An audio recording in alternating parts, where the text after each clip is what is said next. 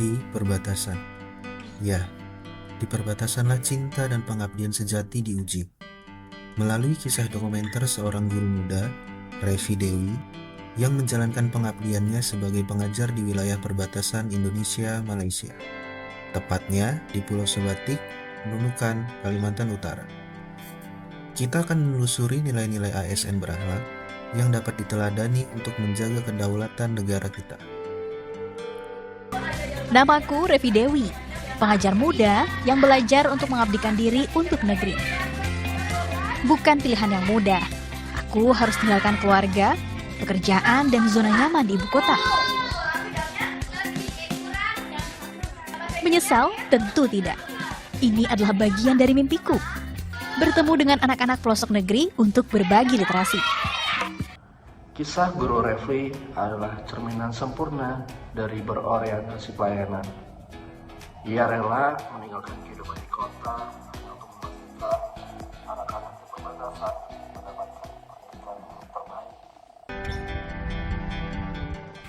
Pengabdian itu artinya menyerahkan diri untuk berbakti kepada negara, tidak berharap apapun, tidak mengharapkan balasan apapun. Fokus tujuannya ikhlas agar negara ini menjadi negara yang lebih baik lagi. Lebih dari itu, ia menunjukkan nilai akuntabel. Fokusnya berbakti tanpa mengharapkan balasan demi negara yang lebih baik. Menunjukkan pertanggungjawaban moral tertinggi atas amanah sebagai pendidik. Kalau anak-anak belajar itu kalau di kelas sih sering bosan, jadi suka nggak betah lama gitu kalau anak-anak belajar di kelas. Tapi kalau ketika mereka dibawa ke alam kayak gini, meskipun di sekitar sekolah tapi dengan belajar bersama alam, bersama pohon-pohon tuh mereka tuh asik aja gitu, apalagi dibawa main sambil belajar, jadi juga nggak berasa kalau dia tuh sebenarnya lagi belajar gitu. Ini merupakan nilai kompeten. Alih-alih ia menyerah dengan keterbatasan fasilitas pembelajaran, ia justru berinovasi dengan mengajak murid-muridnya belajar di luar ruangan sehingga pembelajaran menjadi lebih efektif dan murid-muridnya lebih excited untuk belajar.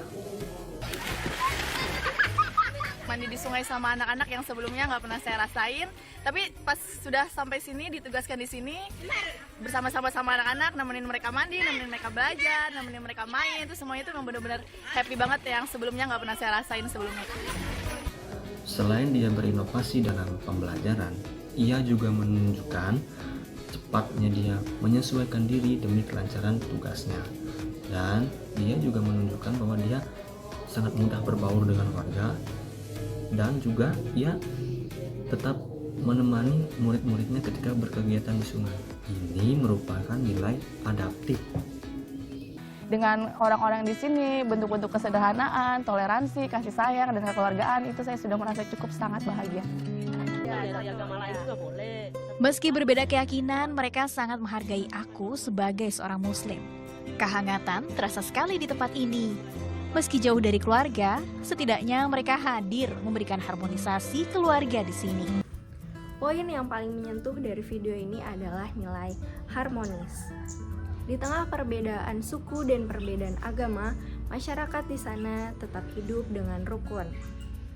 Meskipun jauh dari keluarganya, Revi langsung merasakan dekapan hangat kekeluargaan yang erat, di mana toleransi dan kasih sayang mengalir secara alami di tengah-tengah interaksi masyarakat sehari-hari. Ringgit membayangi di setiap transaksi ekonomi. Pun banyak produk Malaysia mudah ditemui di sini. Rupiah dan produk dalam negeri seakan keok di tanah sendiri. Contohnya Pulau Sebatik itu berbatasan langsung dengan Malaysia. Kami melakukan edukasi dan literasi keuangan di sana. Tujuannya adalah menjaga kedaulatan negara Republik Indonesia melalui mata uang rupiah. Loyal. Inti dari pengabdian ini adalah loyalitas. Revi memilih batas negeri sebagai tempat pengabdian. Sebuah bentuk kesetiaan tak terhingga pada NKRI. Loyalitas juga diperkuat oleh Perang Bank Kalimantan Utara. Di tengah dominasi ringgit Malaysia dalam transaksi, mereka berkomitmen penuh untuk menjaga kedaulatan rupiah dan literasi keuangan di perbatasan. Mereka menjadikan rupiah tuan rumah di negerinya sendiri. Itu adalah wujud loyalitas institusional.